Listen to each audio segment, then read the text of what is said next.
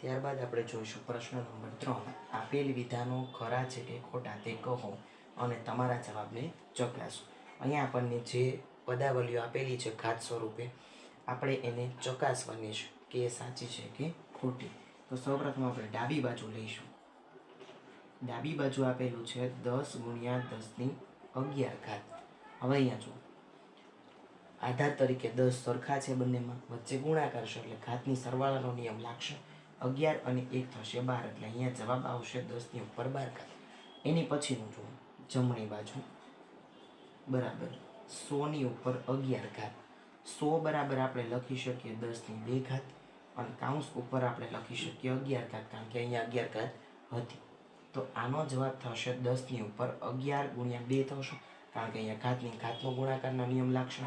એટલે 11 દુ 22 થશે, એટલે અહીંયા આવશે 10 ની 22 ઘાત. આમાં 10 ની 12 ઘાત આવે છે, આમાં 10 ની 22 ઘાત આવે છે. બંનેમાં સરખો જવાબ આવતો નથી. તેથી ડાબી બાજુ ડઝ નોટ ઇક્વલ ટુ જમણી બાજુ. તેથી આપેલ જે ઘાત સ્વરૂપ છે સાચું નથી. એની પછીનું એક્ઝામ્પલ જુઓ. એમાં ડાબી બાજુ તરીકે આપેલું છે 2 ની ઉપર 3 ઘાત. 2 ની ઉપર 3 ઘાત એટલે થશે 8. જમણી બાજુ જુઓ. જમણી બાજુ આપેલી છે 5 નો વર્ગ એટલે થશે 25. આમાં બંનેમાં પણ સરખું નથી અને અહીંયા તમને આપેલું છે ગ્રેટર ધેન, એટલે કે 5 ની 2 ઘાત છે એના કરતાં 2 ની 3 ઘાત મોટી છે, પણ 25 કરતાં 8 મોટા છે નહીં. તેથી અહીંયા પણ ડાબી બાજુ ડઝ નોટ ઇક્વલ ટુ જમણી બાજુ. વિધાન છે સાચું નથી. ત્યારબાદ આપણે જોઈશું એક્ઝામ્પલ નંબર 3. 2 ની ઉપર 3 ઘાત ગુણ્યા 3 ની ઉપર 2 ઘાત. ડાબી બાજુ લખીશું 2 ની ઉપર 3 ઘાત ગુણ્યા 3 ની ઉપર 2 ઘાત. 2 ની ઉપર 3 ઘાત એટલે થશે 8, ગુણાકારમાં 3 ની ઉપર 2 ઘાત એટલે થશે 9. તો 8 ગુણ્યા 9 થશે 72. ત્યારબાદ જમણી બાજુ લખીશું બરાબર 6 ની ઉપર 5 ઘાત છે. હવે 6 ની ઉપર 5 ઘાત કરીશું, ગુણાકાર કરીશું એટલે 7776 જવાબ આવશે. હવે બંને છે 7776 અને 72 બંને સરખા નથી. તેથી આપેલ વિધાન પણ અસત્ય થશે. ડાબી બાજુ ડઝ નોટ ઇક્વલ ટુ જમણી બાજુ. ત્યાર પછીનું એક્ઝામ્પલ જોઈએ, એક્ઝામ્પલ નંબર 4. એમાં ડાબી બાજુ તરીકે છે 3 ની ઉપર 0 ઘાત. તો કોઈ પણની 0 ઘાત એટલે જવાબ આવશે 1. ત્યાર પછી જમણી બાજુ જુઓ 1000 ની ઉપર 0 ઘાત. કોઈ પણની ઉપર 0 ઘાત એટલે જવાબ આવશે 1. આમાં ડાબી બાજુ અને જમણી બાજુ બંને સરખા મળે છે. તેથી ડાબી બાજુ બરાબર જમણી બાજુ. આ એક જ વિધાન છે સત્ય છે, બાકીના 3 વિધાન છે અસત્ય છે.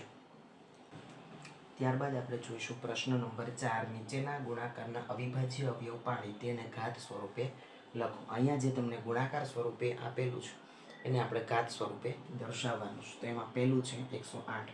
તો આપણે 108ના ભાગ પાડીશું. અને ત્યારબાદ બીજું છે 192. આપણે એના પણ ભાગ પાડીશું. સૌપ્રથમ આપણે 108ના ભાગ પાડીએ છીએ. હવે પાછળ 8 છે, બેકી સંખ્યા છે એટલે 2 વડે ભાગ ચાલશે. 2 પંચા 10 થશે, 2 ચોક 8 થશે. ત્યારબાદ 54 છે એને આપણે 2 વડે ભાગ પાડી શકીએ. 27 દુ 54 થાય એટલે 27 દુ 54 થશે. હવે 27 છે, પાછળ 7 છે એટલે આપણે 2 વડે ભાગ પાડી શકીએ નહીં. 7 ને 2 9 થશે, તો 9 છે એ 3 વડે વિભાજ્ય છે, આપણે 3 વડે ભાગ પાડી શકીશું. 9 તેરી 27, ત્યારબાદ 3 તેરી 9, 3 એકા 3. ત્યારબાદ આપણે 192ના ભાગ પાડીશું. હવે પાછળ અંક 2 છે એટલે બેકી સંખ્યા છે, તો આપણે 2 વડે ભાગ પાડી શકીએ. 192 ભાગ્યા 2 કરશો એટલે થશે 96. ત્યારબાદ એનો ફરીથી 2 વડે ભાગ પાડીશું. 96 ભાગ્યા 2 કરશો એટલે 2 ચોક 8 થશે. 2 ચોક 8, 9માંથી 8 જાય એટલે 1 વધશે, બાજુમાંથી 6 એટલે 16 થયા. 2 અઠ્ઠા 16 થશે એટલે 96 ભાગ્યા 2 કરશો એટલે 48 આવશે. ત્યારબાદ ફરીથી 2 વડે ભાગ પાડો. 24 દુ 48 થશે. ફરીથી 2 વડે ભાગ પાડો. 12 દુ 24 થશે. 2 છક 12 થશે. 2 તેરી 6 થશે અને 3 એકા 3 થશે. હવે આપણે એને ગુણાકાર સ્વરૂપે લખીશું. 108 બરાબર આપણને મળે છે 2 ગુણ્યા 2 ગુણાકારમાં 3 છે 3 વખત છે એટલે થશે 2 ની ઉપર 2 ઘાત ગુણાકારમાં 3 ની ઉપર 3 ઘાત. ત્યારબાદ 192 લખીશું આપણે. 192 બરાબર 1 2 3 4 5 6, 2 ની 6 ઘાત થશે અને ગુણાકારમાં 3, તો 2 ની 6 ઘાત અને 3.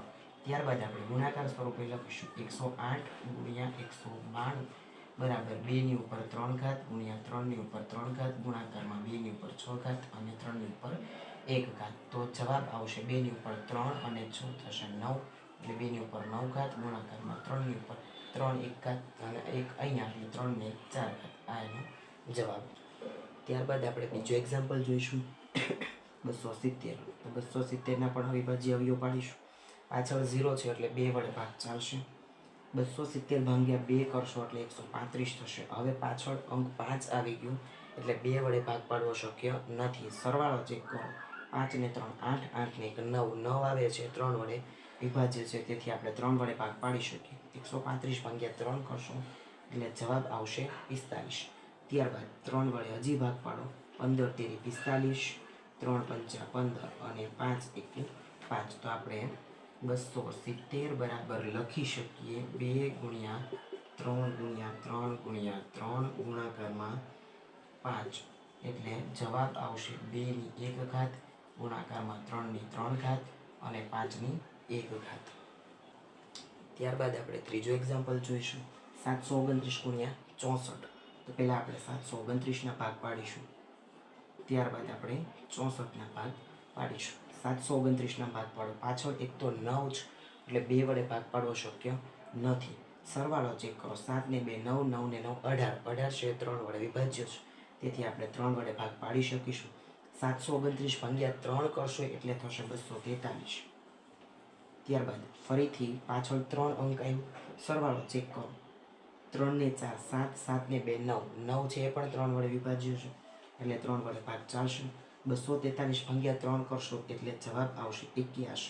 ત્યારબાદ આપણને ખબર છે 27 તેરી 81 થશે. ત્યારબાદ 9 તેરી 27, 3 તેરી 9 અને 3 એકા 3. હવે અહીંયા 64 આપેલા છે, પાછળનો અંક 4 છે એટલે 2 વડે ભાગ ચાલશે. 2 32 દુ 64 થશે, 16 દુ 32 થશે, પછી 8 દુ 16 થશે, 4 દુ 8 થશે, 2 દુ 4 થશે અને 2 એકા 2. તો હવે આપણે 729 બરાબર લખી શકીએ 1 2 3 4 5 અને 6. 3 ગુણ્યા 3 ગુણ્યા 3 ગુણ્યા 3 ગુણ્યા 3 ગુણ્યા 3, એટલે કે 3 ની 6 ઘાત. ત્યારબાદ 64 બરાબર 1 2 3 4 5 6, 2 ગુણ્યા 2 ગુણ્યા 2 ગુણ્યા 2 ગુણ્યા 2 ગુણ્યા 2, એટલે કે 2 ની ઉપર 6 ઘાત. તો 729 ગુણ્યા 64 બરાબર 2 ની ઉપર 6 ઘાત ગુણ્યા 3 ની ઉપર 6 ઘાત. બંનેની ઘાત સરખી છે, આધાર અલગ અલગ છે, તો ઘાતને આપણે એક વખત લખી શકીએ અને આધારનો ગુણાકાર કરી શકીએ. 2 તેરી થશે 6 અને 6 ની ઉપર 6 ઘાત જવાબ આવશે. ત્યાર પછી આપણે ચોથો એક્ઝામ્પલ જોઈશું 767. 768ના આપણે ભાગ પાડવા છે. પાછળનો અંક 8 છે એટલે 2 વડે ભાગ ચાલશે. 768 ભાગ્યા 2 કરવા છે એટલે જવાબ આવશે 384. ત્યારબાદ ફરીથી 2 વડે ભાગ પાડો. અહીંયા 38 છે, અહીંયા 4 છે, 19 દુ 38, 2 દુ 4. ત્યારબાદ ફરીથી 2 વડે ભાગ પાડો. 192 ભાગ્યા 2 કરશો એટલે આવશે 96. ત્યારબાદ ફરીથી 2 વડે ભાગ પાડો. 96 ભાગ્યા 2 કરશો એટલે જવાબ આવશે 48. ત્યાર પછી 24 દુ 48, 12 દુ 24, 6 દુ 12, 2 તેરી 6, 3 એકા 3. તો 768 બરાબર 1 2 3 4 5 6 7 અને 8. 2 છે એને 8 વખત લખીશું આપણે.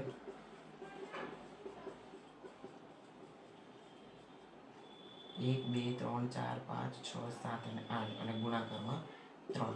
તો 2 ની ઉપર 8 ઘાત ગુણાકારમાં 3 ની ઉપર 1 ઘાત એનો જવાબ. ત્યારબાદ આપણે જોઈશું પ્રશ્ન નંબર 5. સાદુરૂપ આપો.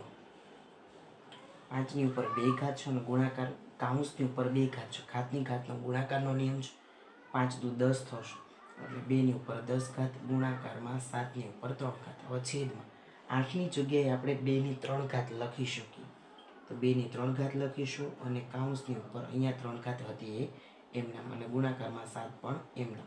ત્યારબાદ 2 ની 10 ઘાત ગુણાકારમાં 7 ની 3 ઘાત છેદમાં 2 ની ઉપર 3 ઘાત અને એની ઉપર પાછી 3 ઘાત છે એટલે 3 તેરી 9 ઘાત થશે. 2 ની ઉપર 9 ઘાત ગુણાકારમાં 7 ની ઉપર 3 ઘાત. હવે સાદું રૂપ આપો. 2 ની ઉપર 10 ઘાત અને 2 ની ઉપર 9 ઘાત બંને એકબીજાના ભાગાકારમાં છે એટલે ઘાતની બાદબાકી થશે.